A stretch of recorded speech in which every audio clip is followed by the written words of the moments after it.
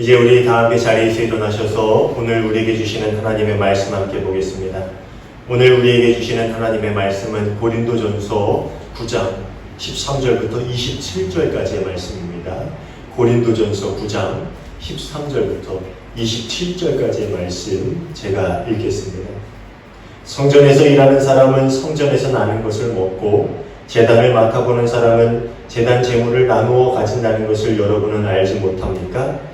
이와 같이 주님께서도 복음을 전하는 사람들에게는 복음 전하는 일로 살아가라고 지시하셨습니다. 그러나 나는 이런 권리를 조금도 행사하지 아니하였습니다. 또 나에게 그렇게 하여 달라고 이 말을 쓰는 것도 아닙니다.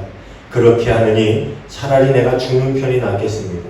아무도 나의 자랑거리를 헛되게 하지 못할 것입니다.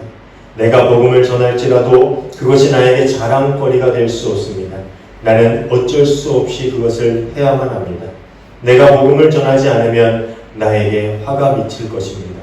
내가 자진해서 이 일을 하면 삭슬 받을 것입니다.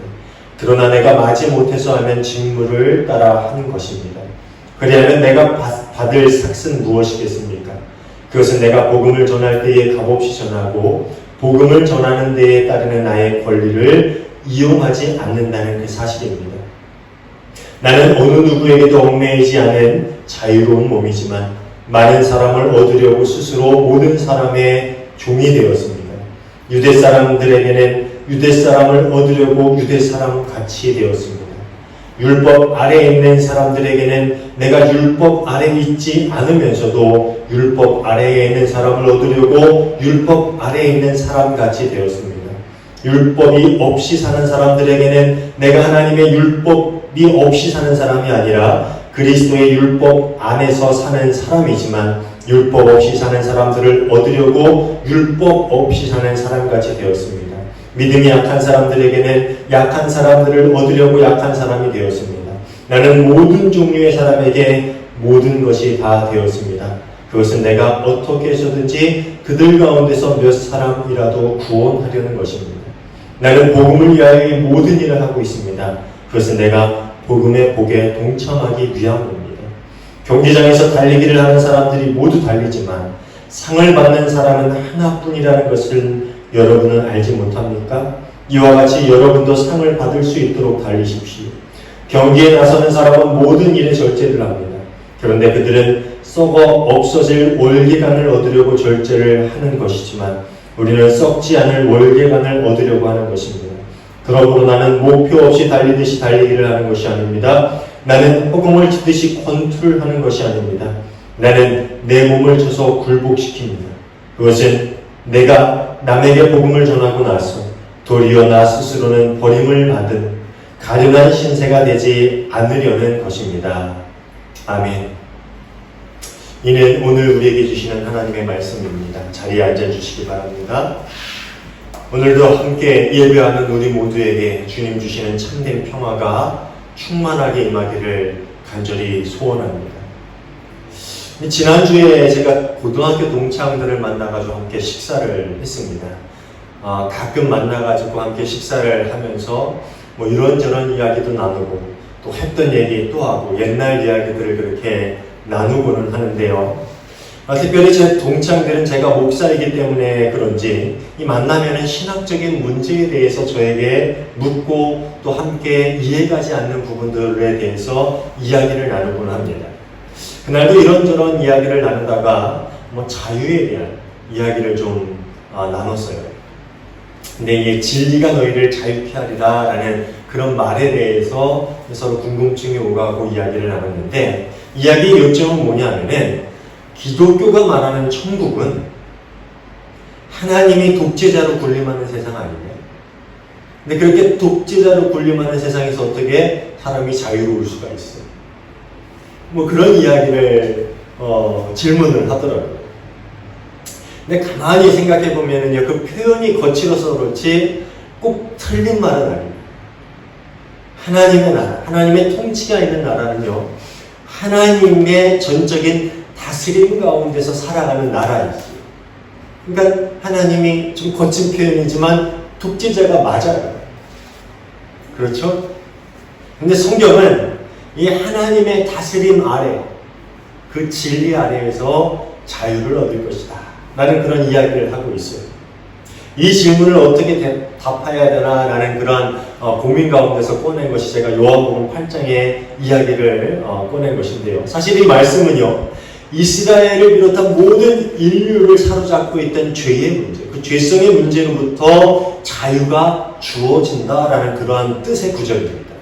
그러니까 예수님께서 선포하시는 복음을 받아들이기만 하면은 모든 이들을 가지고 있었던 그 죄성의 문제로부터 해방을 얻고 자유를 누릴 수가 있다라는 그런 기쁨의 선포였던 것이지. 그리고 한편으로는 이제 하나님의 통치 아래에 살아가는 모든 이들이 참 진리 가운데서, 복음 가운데서 자유를 누릴 수 있는 세상이 되었다라는 그러한 선포이기도 합니다. 해방의 선포이기도 하지. 그런데 사실 제가 그렇게 요한복음의 말씀을 이야기하고 설명을 한다 해도 이 복음의 선포가 믿지 않는 이들의 피부 속에는 깊이 다가가기 쉽지 않은 이야기일 것입니다.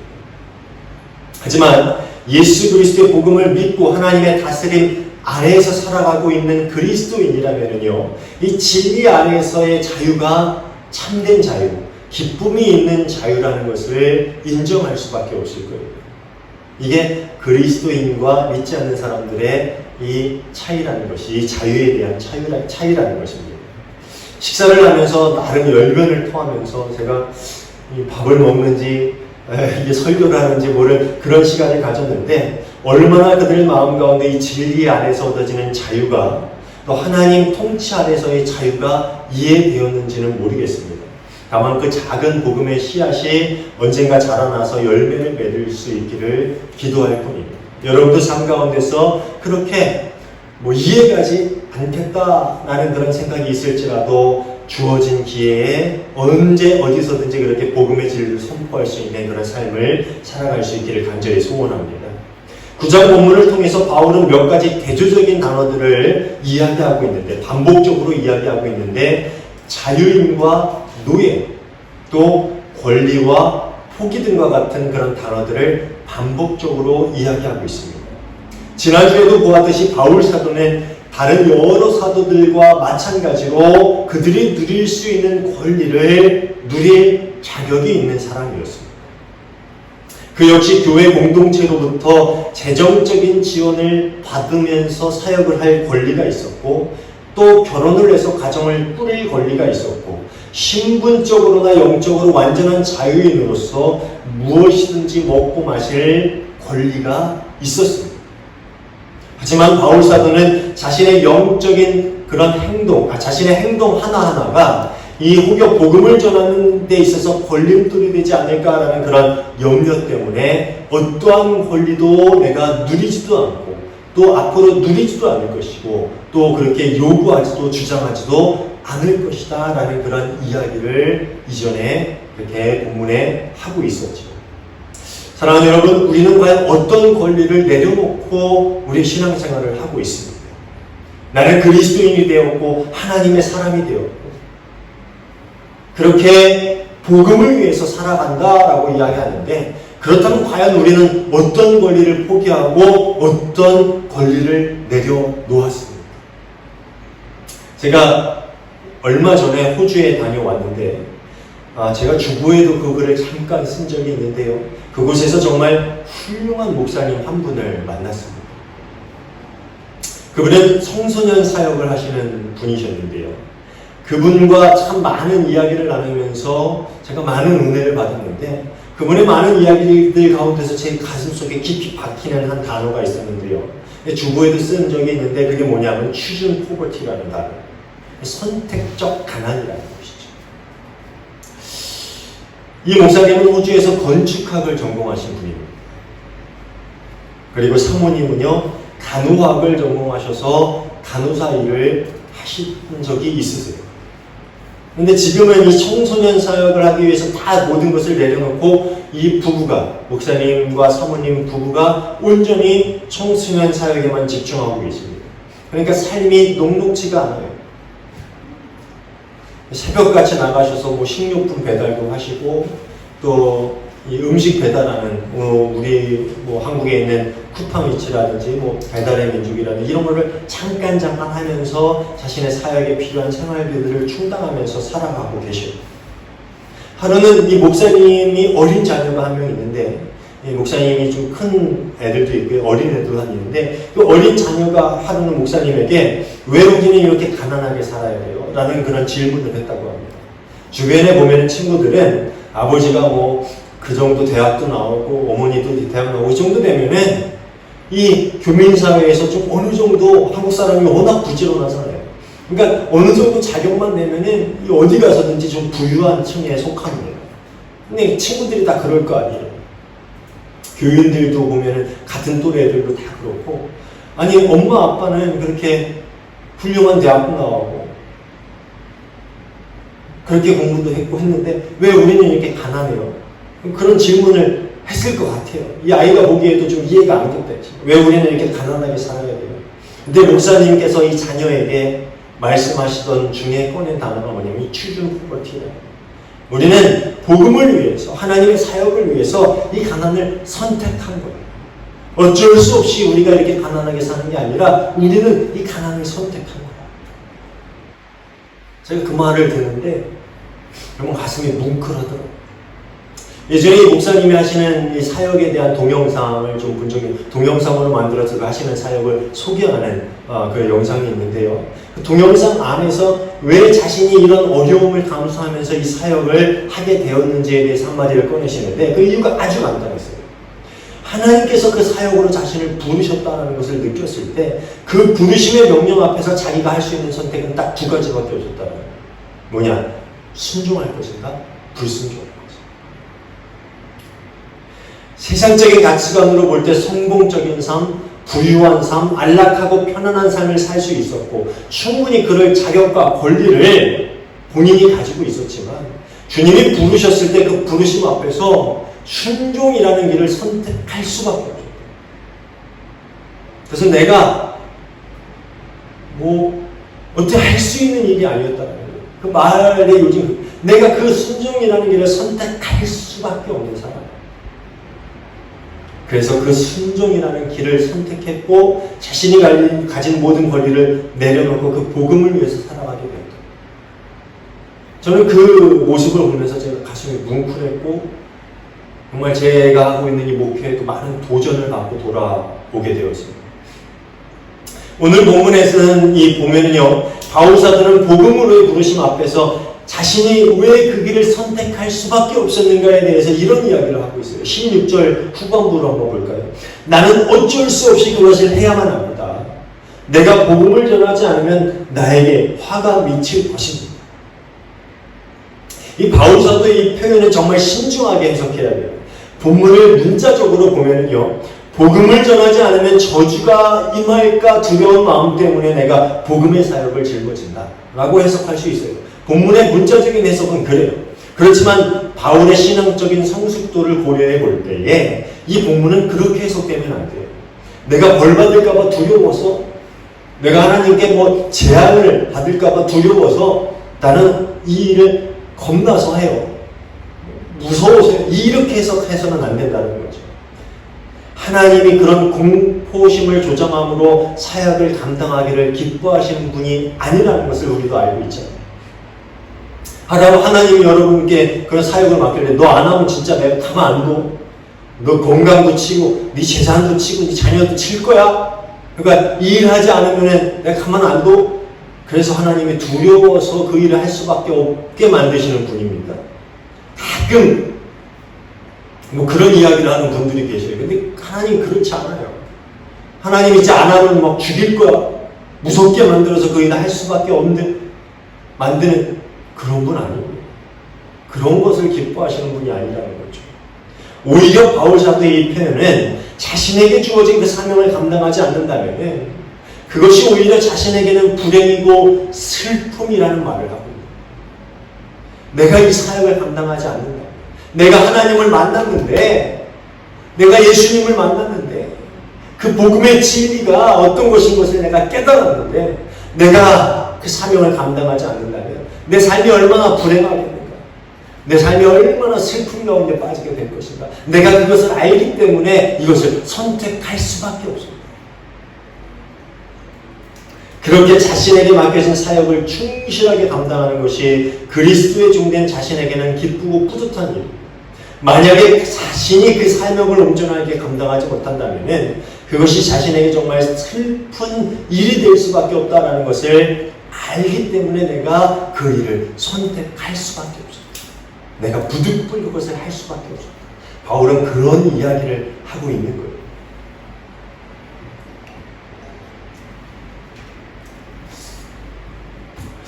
이 그리스도인들에게는 윤회가 없죠. 다시 태어나는 게 없어요.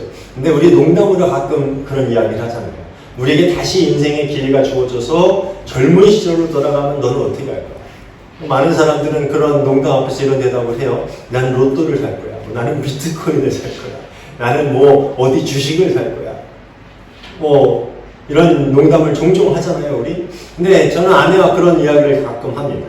우리가 20대로 돌아가서 다시 한번 우리 진로에 대해서 선택할 수 있다면은 당신은 어떤 길을 선택할 거예요?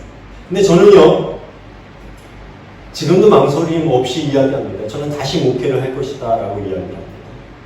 지금 걷고 있는 이 길이 편하고 쉬워서 안락해서 세상의 모든 즐거움들을 다 누려서 그거 아니에요. 세상이 저를 인정해 주거나 뭐 세상에 나가서 저를 목사라고 대접해 주기 때문도 아니에요. 뭐 그런 일도 없어요. 워낙 작은 개척교회 목사다 보니까 심지어 교인들도 저를 그렇게 뭐 목사로 대접해 주는 경우를 그렇게 많이 경험하지 못합니다. 우리 가족 모두가 풍족한 삶을 살고 있기 때문도 아니에요. 종종 고등학교 친구들, 지난번 지난주 만났던 거로 고등학교 친구들을 만나면은 그 친구들이 가끔 그런 얘기를 해요. 넌 왜 목사를 해서 고생하냐? 사업을 하면 잘할 놈이 왜 목사를 해서 굳이? 이게 뭐 제가 목사하는 것을 비난하기 위해서가 아니라 그 친구들이 보기에 제가 이제 안타까워 보이는 거죠. 그래서 그런 표현을 하기도 합니다. 그런데 저는 몇 번을 선택해도 이 길을 갈 거예요.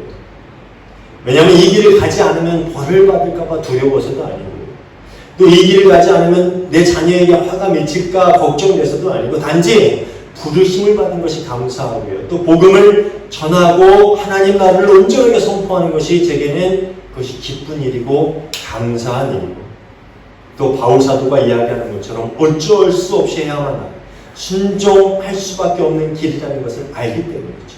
그것을 하지 않으면 내 인생이 더 불행할 것이다. 이 길을 선택하지 않은 것에 대한 그 마음이 슬픈 마음이 더 클 것이다. 그것을 알기 때문에 제가 이 길을 선택할 수밖에 없는 것이지. 그래서 다시 저는 이 일을 할 것입니다. 라고 그렇게 이야기합니다. 사랑하는 여러분, 여러분에게 복음은 어떤 가치를 가지고 있습니까? 한번 스스로에게 질문해 보세요. 여러분에게 복음은 어떤 가치를 가지고 있습니까? 복음으로의 부르심, 복음을 따라 살고 복음을 삶으로 전하라는 그 부르심이 여러분에게는 어떤 무게로 다가오냐 하는 거예요. 어떤 무게로 여러분에게 다가옵니까? 복음으로 부르시고 복음을 따라 살고 그 삶으로 전하라는 그 부르심이 어떤 무게로 여러분 마음 가운데 다가오십니까? 저는 교인들에게 설교를 할 때나 교인들에게 성경 공부로 가르칠 때에 교회 생활에 대한 부담감 주는 일에 대해서는 좀 부정적인 편입니다. 좀 지양하는 편이에요.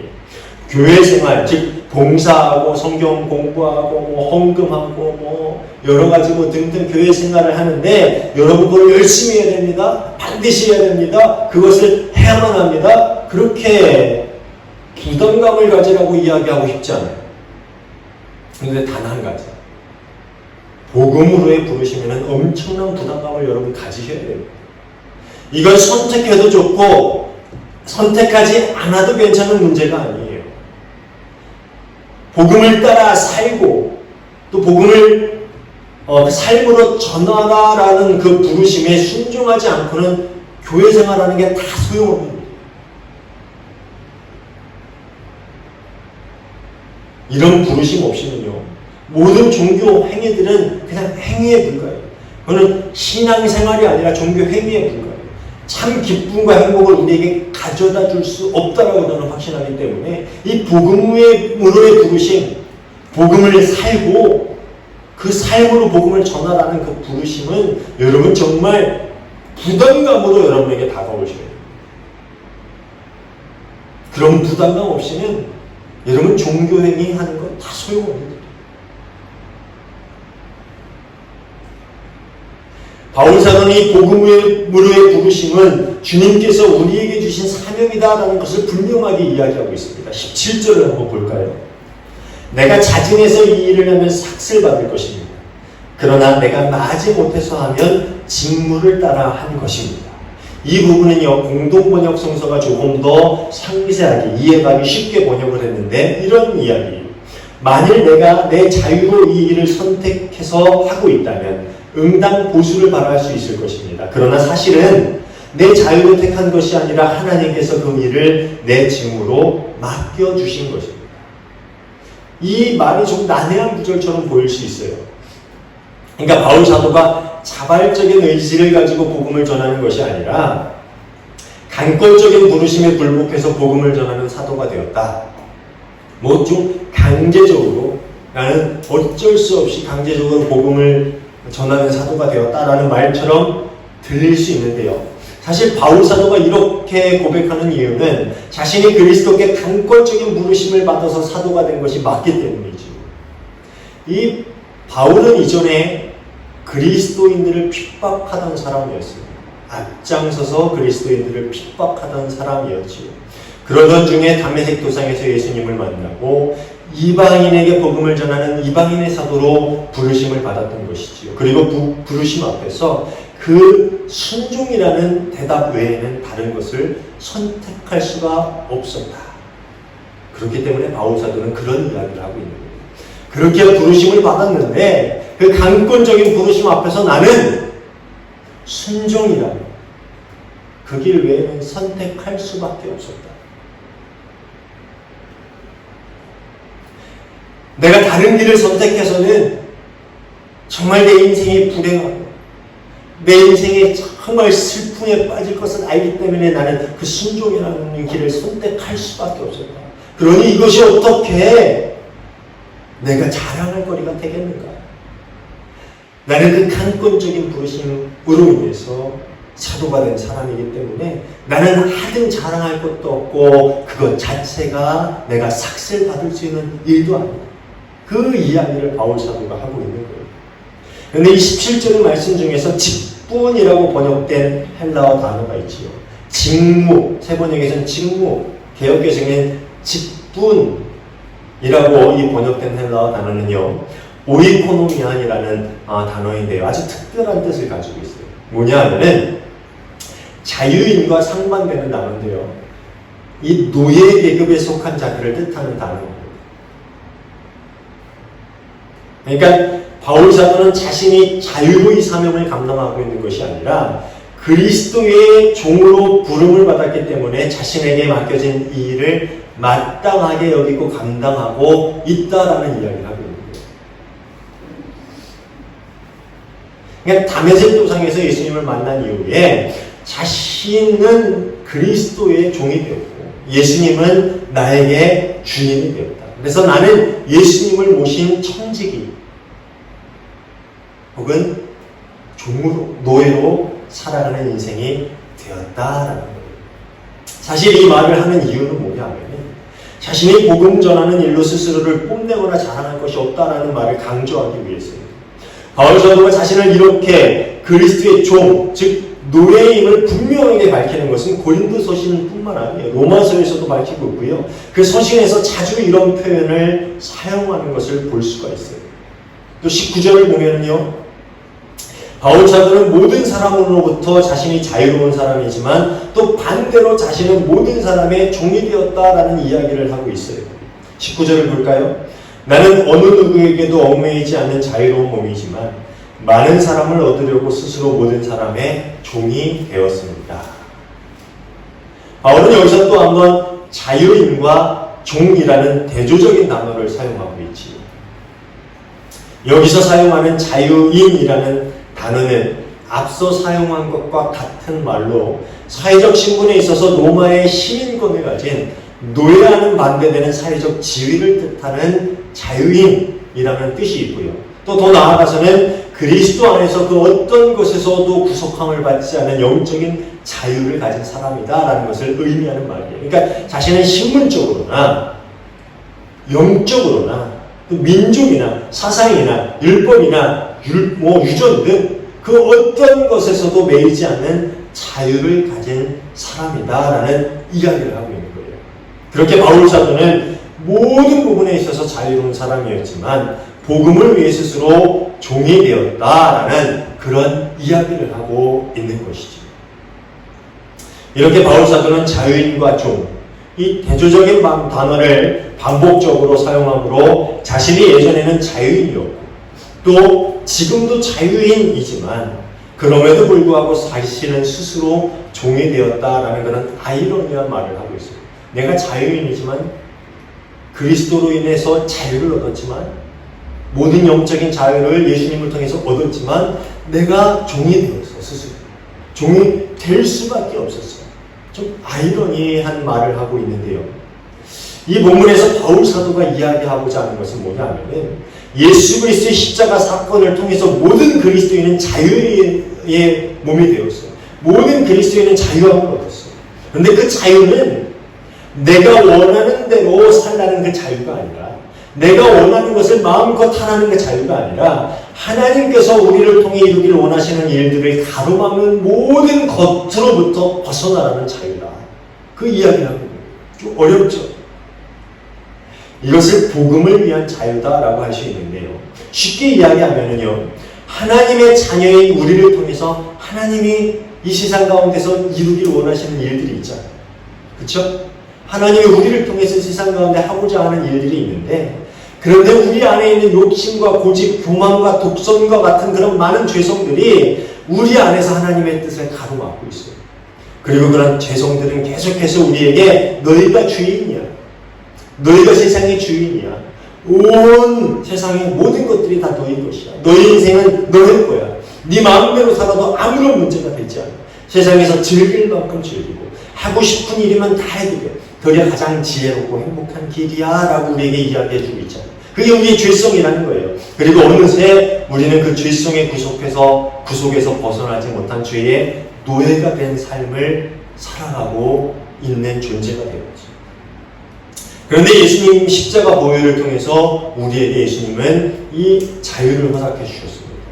그렇게 우리는 십자가의 보혈로 자유를 얻었는데 그 자유는 이전과 같이 마찬가지로 우리 마음대로 우리의 뜻대로 살아가라는 자유가 아니라 복음을 위한 종, 하나님 나라를 위한 청직이 노예가 되는 자유를 우리에게 주셨다는 거예요. 그러니까 하나님의 뜻을 이루기 위해서 너희가 죄성으로부터 모든 욕심으로부터 모든 세상적인 가치관으로부터 세상의 시선으로부터 세상의 모든 굴레로부터 자유함을 얻어라. 그리고 너희 스스로 그리스도의 종이 되라. 종이 될 수 있는 자유를 주셨다. 참 알쏭달쏭한 말이죠. 근데 이게 복음의 진리예요. 너희에게 자유를 주었어. 세상의 모든 관념, 이 세상의 모든 죄성, 너희를 속박하고 있는 그 모든 죄, 이 세상의 모든 가치관, 그거로부터 벗어날 수 있는 영적인 자유. 그리스도의 십자가 보혈을 통해서 너희가 자유를 얻었어. 근데 그 자유는 뭐냐? 이전보다 더 많은 성공을 얻기 위한 자유가 아니야.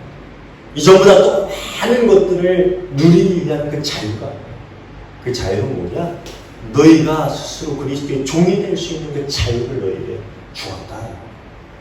처음 이야기했듯이 이 신앙 없는 세상 사람들이 보기에는 이해할 수 없는 좀 말도 안 되는 그런 이야기예요. 야, 종이 되는 게 왜 자유야? 말이 안 되죠.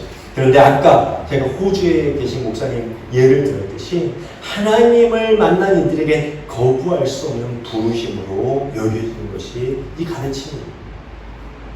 특별히 바울 사도가 이렇게 세상의 그 어떤 속박, 영적인 어떤 굴레도 구속할 수 없는 자유를 얻은 그런 존재가 되었지만 스스로 그리스도의 종이 되어야 되는 그런 그리스도인의 삶에 대해서 길고 자세하고 그리고 강하게 이야기하는 이유가 뭐냐면 다른 사람들의 신앙은 아랑곳하지도 않고 무엇이든 자신이 원하고 바라는 대로 권리와 자유를 사용하려고 했던 이 고린도 성도들을 깨닫게 해주려는 의도가 있었다는 것이죠.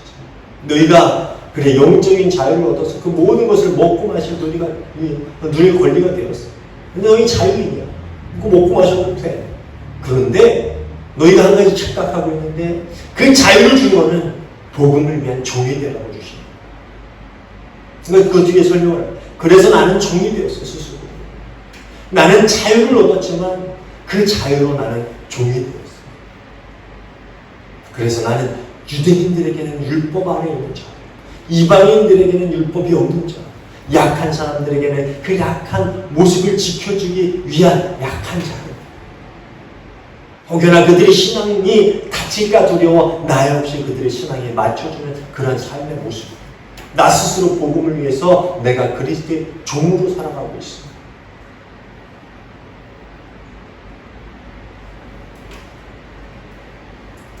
무엇이든지 자신이 원하고 바라는 대로 살라고.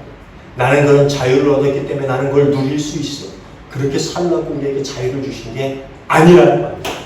너희는 복음을 위해 스스로 종이 되어라. 내가 자유를 주었으니 그 자유로 너희가 종이 되어라. 종이 되기 위한 자유를 우리에게 주셨고 우리는 그 길을 선택할 수밖에 없어서 그리스도인이 되었다라는 것이죠. 그런데 오늘날에도 우리의 삶 가운데 고린도 교회 성도들처럼 내가 자유를 얻었으니 이제 내가 원하는 대로 마음대로 내가 그 권리와 자격을 누리며 살겠노라고 이야기하는 성도들이 너무 많아요. 그리스도께서 우리에게 자유를 주신 것이 아까 얘기했듯이 종이 되라고 청지기가 되라고 주셨는데 우리는 우리의 삶뿐만 아니라 교회 공동체 안에서도 스스로 우리 자유를 주장하고 권리를 찾기 위해서 싸우고 때론 다투고 심하면 분열하기도 하고 우리에게 주어진 그리스도의 종이 될 자유가 아니라 이전 세상 사람일 때보다 더욱더 많은 것을 얻기 위해서 많은 것을 얻기 위한 자유와 권리의 현황이 된 우리의 모습을 보면서 세상 사람들은 이렇게 이야기합니다. 교회 안이 세상보다 더해.